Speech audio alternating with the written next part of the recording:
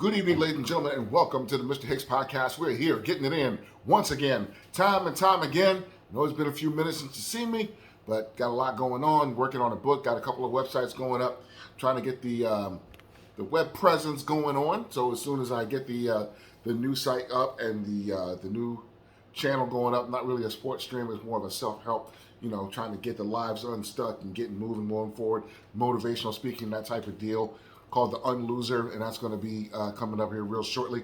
And hope you guys can support the channel, the same way you're supporting this channel. But as I always say, if it's not happening in your life, make it happen. Don't wait to get picked.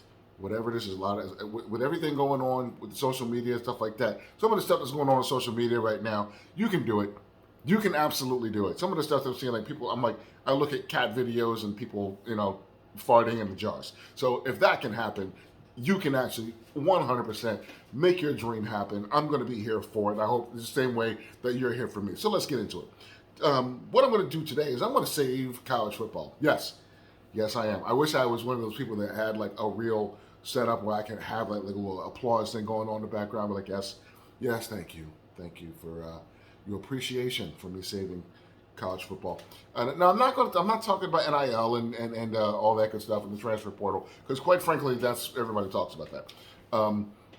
What you're noticing and what's happening right now is that the big boys in the conference are just tired of dragging the raggedy teams along, because they do everything right and they spend the money and they hire good coaches and they invest in their facilities.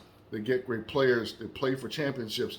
And then, like Oregon State or Cal or, Vanderbilt, they just kind of along for the ride. And they get a nice fat check for being Vanderbilt. But, somebody's got to take these L's, guys.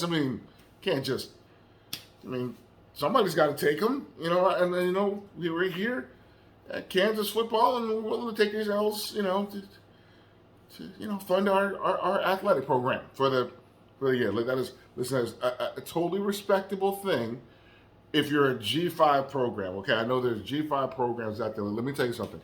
Like I was saying, look at, I'll tell you right now, Kent State, who was in the championship game for the MAC last year, is playing Georgia, Oklahoma, and Washington to open this season. If that ain't some stuff right there. That is like, now mind you, they're collecting over $5 million for that, but they're getting up and they're going out and they're playing top teams and they're bringing home the bacon for the programs. Now, Kansas, what are you doing, Kansas? Like if you're Kansas, if you're Vanderbilt, you're getting your butt kicked on a regular basis, and then you got to pick a really bad G5 program because a good G5 program will come in there and whoop you. Let's be honest. Some of y'all don't deserve to be Power 5 teams. You don't. And then you're the ones that really do hold up the Power 5 programs. They're like, I don't want to drag you guys along. I'd rather be with somebody else who puts in the work, who puts in the investment, puts in the time into football the way that they should, the way that we do. So here's the problem. No one ever kicks teams out of conferences. So I'm going to fix this, because nobody's going to vote to kick somebody out. So here's what we do. All right. First of all, let me just say the conferences that are left, the ones that are getting picked over. So like right now, the Pac-12 is on the verge of collapse. The Big 12 is not as old as you might think either. I think it's only been around since like the mid-90s. But it's honestly been just a whipping boy. Every time somebody wants expansion, that's where they go. And then the ACC is right now Clemson and some hopefulness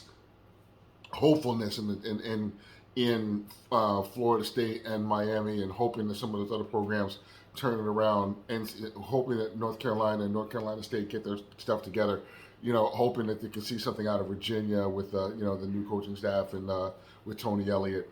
A lot of hope. Duke's got a new head coach. Now, Clemson's the only thing really going right now in Mario Cristobal at Miami, making a lot of noise, but let's see if he wins a lot of games. The ACC should be a lot better than it really is. It was primarily a basketball conference, and this is what happens when you focus on basketball. the conferences that focus on football outgrew you. So Florida State, Miami, North Carolina, these should be legit football programs. When this got put together, it was like, oh my God, they're going to be a monster. Because at the time, Miami was good, Florida State was good. They've got Syracuse, they've got Boston College, they've got these programs, they have Virginia Tech. These are respectable football programs. North Carolina at the time was pretty good. And then nothing. They just didn't. They made bad hires, they made bad decisions, and that conference. And then Clemson was able to come out from nowhere and just start dominating that division and going to championships and winning championships at that. So for everybody, by the way, when I was talking about the Big 12, I'm like, when I tell you that people just raid the Big 12 like with reckless abandon, it's like that fridge out back, like the floor the freezer, you know what I mean? That's like where you keep all the goodies, where you keep like the extra soda and the popsicles and all that. That's basically what the Big 12 is. Like nobody had any respect for the Big 12. Like when the Big 12 was formed, it was a legit conference. It had there's some real dudes out there. So just so that you know, like the teams that they've lost. So Colorado went to the Pac-12. Nebraska was an original member of the Big 12. They're now in the Big 10. And Texas A&M and Missouri were also original members of the Big 12. They're now in the SEC. And now they're going to lose Texas and Oklahoma. So it's like they lost so much of what it used to be a major program. But it's like a lot of this stuff is just organization, just television. I blame Texas a lot of this because Texas had to go on their own, get their own, the Longhorn Network that really is kind of defunct at this point. And instead of having a really good model, they lost to the SEC and the Big Ten, who had better business models. And even if they don't have better football, I mean, that original group versus what the Big Ten originally was, I can't say that the Big Ten was better. On paper, they weren't. But better structure, better organization. That's what happens, and more money, And by the way, when we talk about money, that's where you're losing out. The Big Ten is Big Ten football as good as SEC football? No, but SEC football has the heart and the fandom and the pageantry and all of that. The Big Ten has some of that, but what the Big Ten strategy has been is the Big Ten has gone after television markets. And they have been very intelligent about how they have done this. Like everybody thought, when they brought in Rutgers and Maryland, everybody was like, they're not great at football. Neither one of them was particularly good at anything at the time. Maryland was pretty good at basketball at one point, but they have fallen off precipitously even in that in the last few years. So what did Rutgers and Maryland really bring? Most people don't even know where Rutgers is. Rutgers is in North Jersey, and it's just in East Brunswick. So it's like being where it is, it's situated pretty close to New York. It's in North Jersey. That's one of the biggest television markets in the country. Then when you talk about Maryland, that's down there in your DC, Baltimore market. You've got Northwestern and Illinois that cover the Chicago market, and now you're bringing in UCLA and USC. That's covering some of the largest media markets in the country. I think the only one that's really missing there is like Houston and Dallas-Fort Worth. Like they're going to get a lot of eyeballs, and advertisers like eyeballs, and they're going to pay you a lot of money into that TV contract because of the advertising. The SEC, as much as you love the SEC, you love all those teams, there's not that many people in all of those SEC teams that's just in New York. It's just in the city of New York. And mind you, is everybody in those markets a college football fan? No, but it's still a huge market. Huge. The amount of people, like when I lived down south, people would go like, oh, we're going to the city. We're going to Little Rock. And I would get there and be like, what city? I mean, guys down south, I love you, but until you've been up here and you've seen Philly and you've seen New York and you've seen DC, Charlotte doesn't really cut it. Mobile's not really a city to us. We don't really. I'm sorry to be the one to bring that up.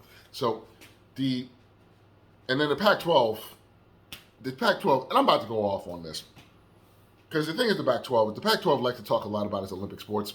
Like if the Pac-12 was a country, they would probably have as many gold medals as the majority of the countries in the world.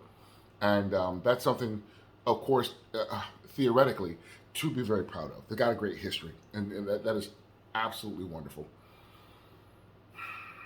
No money.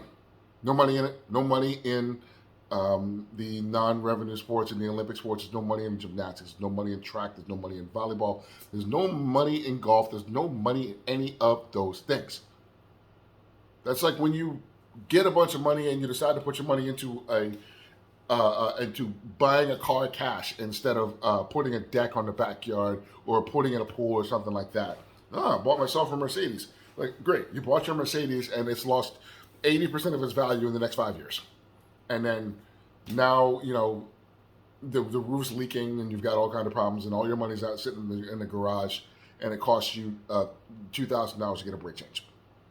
You put your money into the wrong thing. You put your attention on the wrong thing, Pac-12. That's what happens. And you didn't pay attention to the revenue sports. You had a terrible TV deal, spent money on the wrong things. You focused on the wrong stuff. And what happened in the Big Ten? What happened in the SEC? We focused on the right stuff, meaning football. And I remember this very specifically. I was at Michigan, University of Michigan, with the Big House.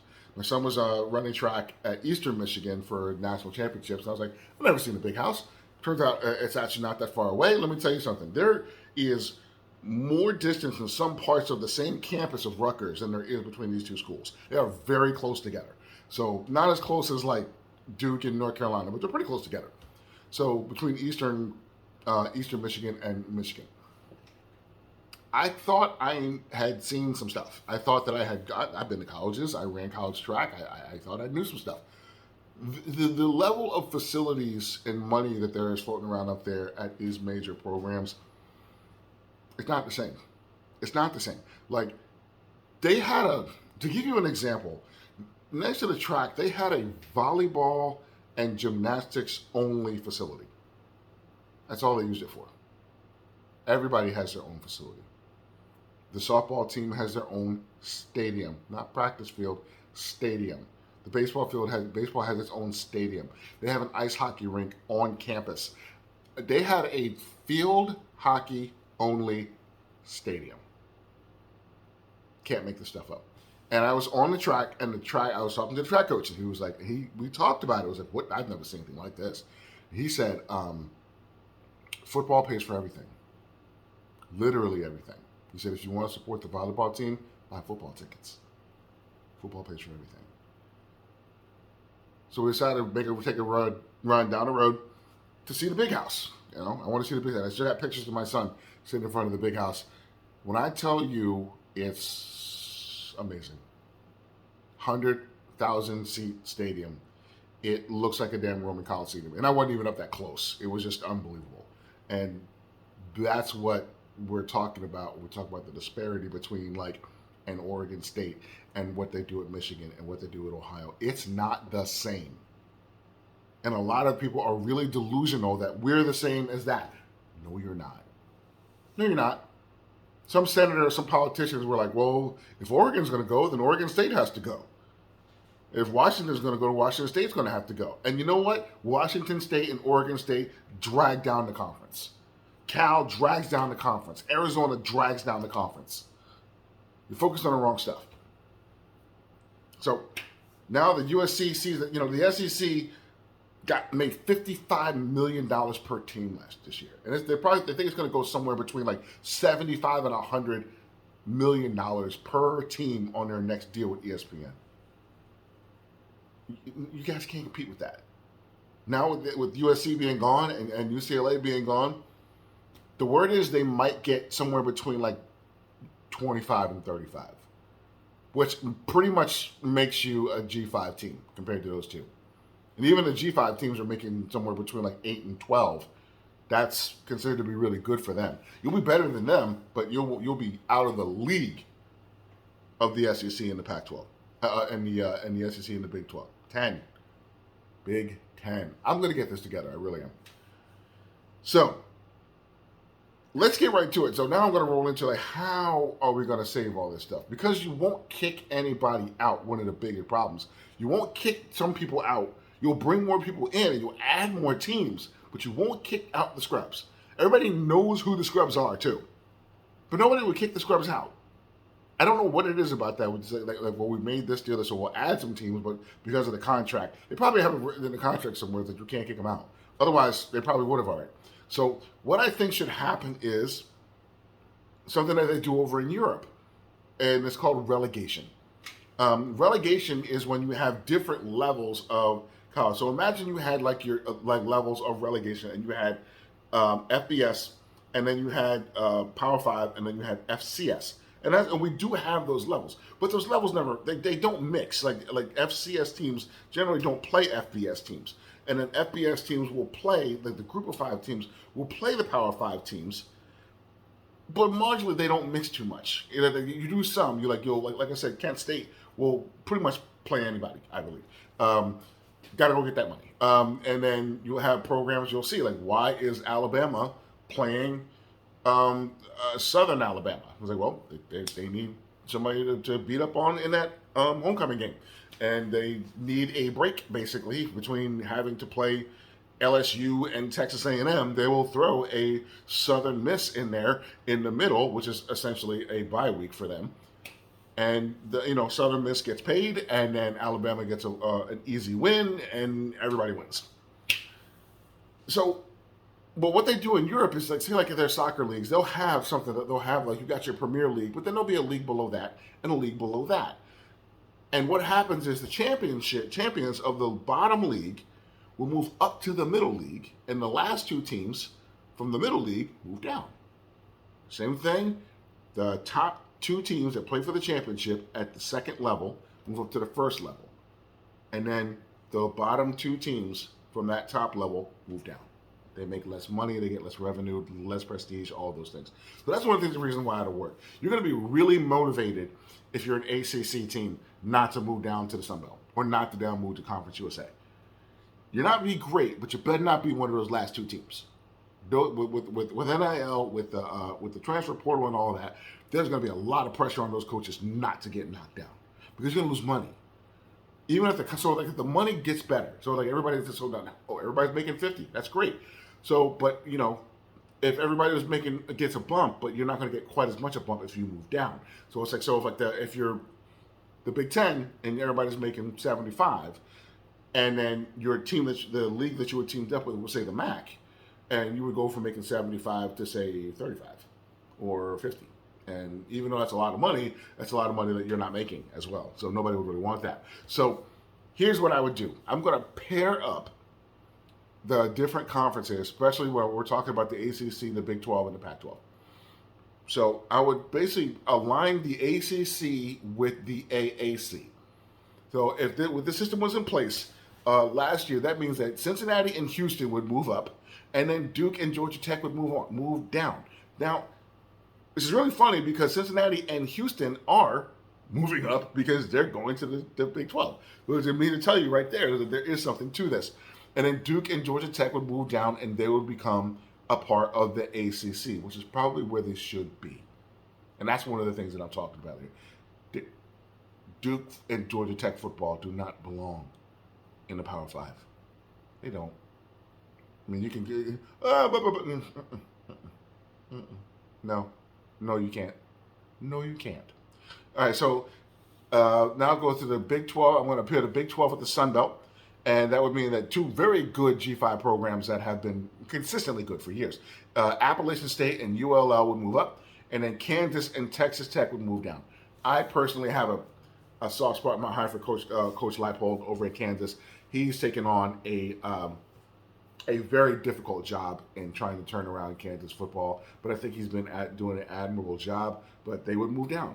And the other thing is, you can still move back up.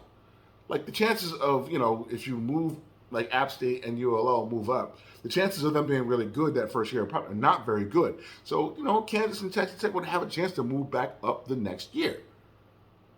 But now you have a taste and be like, yeah, we better get our stuff together because we don't want to have to move down and play a Sun Belt schedule again. So I would pair the Pac-12 with the Mountain West. Now, in this scenario, the Pac-12 has gotten over itself and is not quite so stuck up about their academics. I'm all for having academic standards, all for it. However, what's it really gotten you? It's gotten you where you are right now. So you didn't want to take Boise State. Like, okay. You want to take Boise State, that's fine. They're actually a very good football program and probably would have helped you out and had some. They're definitely better than Arizona, better than Arizona State, better than Cal's been over the last few years. So that would mean that San Diego State would move up and Utah State would move up, and then Stanford and Arizona would move down. Stanford, woof. Stanford's had a really rough time the last couple of years, and I think what it is the early signing period. See, Stanford is a situation where, of course, they're an elite educational institution, and Stanford can't even offer a player unless they've proven that kid can get into the school. There's no leniency. They don't help out and go like, oh, he's a football player, let's let him in. No, Stanford does not back down an inch off their academic standards. And you won't even find out whether you got into Stanford until January, and then they can offer you a scholarship. Now, this used to be fine because the signing period for football was in February. But when they added the early signing period, which is in November, Stanford can't offer guys anymore because their early enrollment, or not their early identification or their early acceptance doesn't come out until January. So all those players that want to go to Stanford, they don't wait around to find out whether they got into Stanford. Some do, but Stanford's, and since this happens, Stanford's their recruiting has fallen off precipitously. And it's nothing to do with Coach Shaw. Everybody loves Coach Shaw, but nobody's sticking around to make sure that they're going to get in because you're going to lose your spot. That's a really big deal. People don't know that. It's like there's a lot of pressure put on these kids to go ahead and commit during the early signing period. You're like, well, you don't commit now, and no guarantee that there's going to be a spot for you later. So, like, I want to wait and hold out and see if I can go to Stanford. And then it's like, well, I can't wait. I have a chance to go to Cal. Cal's also a very good school. I'll just go to Cal. I'll just go to UCLA instead of waiting for Stanford. And now, and also, and it's one of the things that I think is interesting about college football. It's like when you look at women's sports, the better the academic school, the better the women's sports are. Because in most cases, women's don't have professional options after college. So getting a great education if you're a female athlete is the payoff. So I'm going to parlay my great high school training and my great high school performance into an elite education. So Duke women's sports is really good. UConn sports is really good. Michigan's really good. Notre Dame's really good because Vanderbilt's really good because they're trying to get that great education, and because after that, there's no professional softball league that can support them. They're better off just getting an elite degree. For guys, it's the absolute opposite. It's like they've got pro opportunities, so they're just trying to play as long as they have to so they can go pro. So that being said, there are only a handful of elite students and elite football players together. You think you're going to be an A plus at this and an A plus at this? You ain't but a handful of those dudes. You can get away with it in basketball. You only need 5 guys. But so look at it this way. You need the elite institutions. You're talking about, let's say, Georgia Tech, Duke, Vanderbilt, probably Boston College, Northwestern, Notre Dame, Michigan, Stanford, UCLA. I'm gonna throw those out there. There's not enough elite players and elite students at any given time for all of those programs to be good. There just isn't. So like some of them are going to go to Michigan, some of them are going to go to Notre Dame, some of them used to go to Stanford. You'll get a handful of them go to Northwestern. And as you can see, Duke's not very good, Vanderbilt's not very good. And there's a reason for that, is that there just aren't enough of that combination of great student, great athlete guys to go around. And nobody ever talks about this, but it's like some of those guys go to those elite institutions and get the education and play, and they can't stay. They can't do the work. At those schools, you're expected to do the work. So you'll find some guys that went to Northwestern or went to Vanderbilt and whatever, and they end up transferring. So it's like, why isn't it turning out the way that they thought? Because they had some pretty good recruiting classes because those guys didn't stay. So now they're back to square one with holes in their roster because they drafted guys that they brought not drafted they recruited guys that didn't stay, and now they're starting all over. So it's a tough road. So getting a little bit off topic there, but really enjoyed this. It's a bit of speculation, but to be honest with you, I enjoy this type of thing. Let me hear your thoughts. I think this is something that really actually needs to happen in college football. And another thing I really hope happens is that they start separating the sports and conferences. Like, to me, it's like Duke basketball is awesome and Duke football is terrible. Why can't Duke basketball be in the ACC and Duke football be in the AAC, where they belong? This whole idea of it, I know somebody has to lose, but it's like, why? Maybe somebody down in the comments let me know, why can't you do it? Because I know they do it in some sports. In hockey, they do it. In ice, if you play ice hockey, there's teams that are like they're Division III and everything else, but they're Division I in ice hockey, and they play. They'll play Minnesota. They'll play Michigan. They'll play the best teams up there. No problem. Volleyball is not volleyball. Lacrosse is the same way. John Hopkins and University of Denver are like championship level teams. I don't know why, but parochial school, their sport is different. They know their sport is different. If you can do it in those two sports, why can't you separate the sports and say that I'm a basketball school, we're going to be in a basketball conference that's focused on basketball. We're not as focused on football. The football team is going to play somewhere else. And that is another reason why I believe that the college sports has gone the way it has, is because they haven't been thinking clearly, I think, as far as that. Maybe there's a reason for it. If you know, let me know down in the comments. We'll get it in the next show. Thank you for your time, y'all. Take it easy.